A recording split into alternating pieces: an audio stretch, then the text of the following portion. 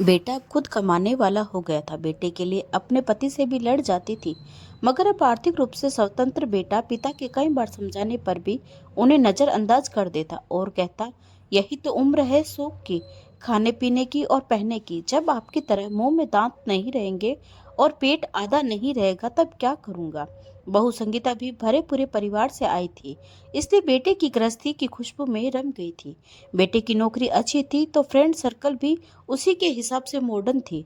वह बहू को अक्सर पुराने स्टाइल के कपड़े छोड़कर मॉडर्न बनने को कहता, मगर बहू मना कर देती। वह कहता, कमाल करती हो तुम, आजकल सारा जमाना ऐसा ही करता है। मैं क्या कुछ नया कर रहा हूँ, तुम्हारे सुख के लिए सब कर रहा हूँ। और तुम हो, क्वालिटी लाइफ क्या होती है तुम्हें मालूम ही नहीं। और बहू कहती, क्वालिटी लाइफ क्या होती है यह मुझे जानना भी नहीं है, क्योंकि जीवन की गुणवत्ता क्या होती है मैं इस बात में विश्वास रखती हूँ। आज अचानक पापा शंकर प्रसाद आईसीयू में एडमिट हुए। उन्हें हार्ट अटैक आया था। डॉक्टर ने पर्चा पकड़ा, 3 लाख रुपए जमा करने हैं। 1.5 लाख का बिल तो पहले ही भर दिया था, मगर अब ये 3 लाख भारी लग रहे थे। वह बाहर बैठा सोच रहा था कि अब क्या करे। उसने कई दोस्तों को फोन लगाया कि उसे मदद की जरूरत है, मगर किसी ने कुछ बहाना बना दिया। आंखों में आंसू आ गए और वह उदास बैठा था। तभी संगीता खाने का टिफिन लेकर आई और बोली, अपना ख्याल रखना भी जरूरी है, ऐसे उदास होने से क्या होगा, हिम्मत से काम लो। बाबूजी को कुछ नहीं होगा, आप चिंता मत करो। कुछ खा लो, फिर पैसों का इंतजाम भी तो करना है। मैं यहाँ बाबूजी के पास रुकती हूँ, आप खाना खाकर पैसों का इंतजाम कीजिए।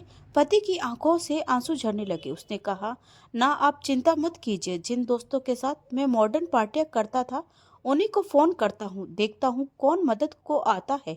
पति खामोश था और सुनी निगाहों से जमीन की तरफ देख रहा था। तभी संगीता ने उसकी पीठ पर हाथ रखा और उसे सहलाने लगी। सबने मना कर दिया, सबने कोई ना कोई बहाना बना दिया। संगीता, आज पता चला कि ऐसी दोस्ती तब तक की है जब तक जेब में पैसा है। किसी ने भी हाँ नहीं कहा, जबकि उनकी पार्टी पर मैंने लाखों उड़ा दिए इसी दिन के लिए बचाने को तो माँ पापा कहते थे। खैर कोई बात नहीं, आप चिंता मत करो, सब ठीक हो जाएगा। कितना जमा करना है, अभी तो तनख्वाह मिलने में भी समय है। आखिर चिंता कैसे ना करूं संगीता, तुम्हारी खुश ख्वाहिशों को मैंने संभाल कर रखा है।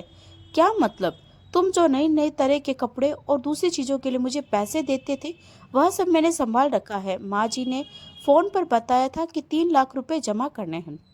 मेरे पास 2 लाख थे, बाकी मैंने भैया से मंगवा लिए हैं। टिफिन में सिर्फ एक ही डिब्बे में खाना है, बाकी डिब्बों में पैसे है। संगीता ने टिफिन सही थैला उसके हाथों में थमा दिया। पति की आंखों में आंसू थे। वह बोला, संगीता तुम सचमुच अद्भुत हो। मैं तुम्हें मॉडर्न बनाना चाहता था, हवा में उड़ रहा था, मगर तुमने अपने संस्कार नहीं छोड़े। आज वही काम आए हैं। सामने बैठी माँ लक्ष्मी देवी की आंखों में भी आंसू थे। उन्हें आज अपने बेटे पर नहीं बल्कि पराई बेटी के संस्कारों पर गर्व हो रहा था। उन्होंने बहू के सिर पर हाथ फेरा और ऊपर वाले का शुक्र अदा किया। तो दोस्तों, आपको यह कहानी कैसी लगी कमेंट करके जरूर बताएं। और अगर कहानी अच्छी लगी हो तो प्लीज़ लाइक, शेयर और सब्सक्राइब जरूर करें। तब मिलते हैं एक नई कहानी के साथ। धन्यवाद।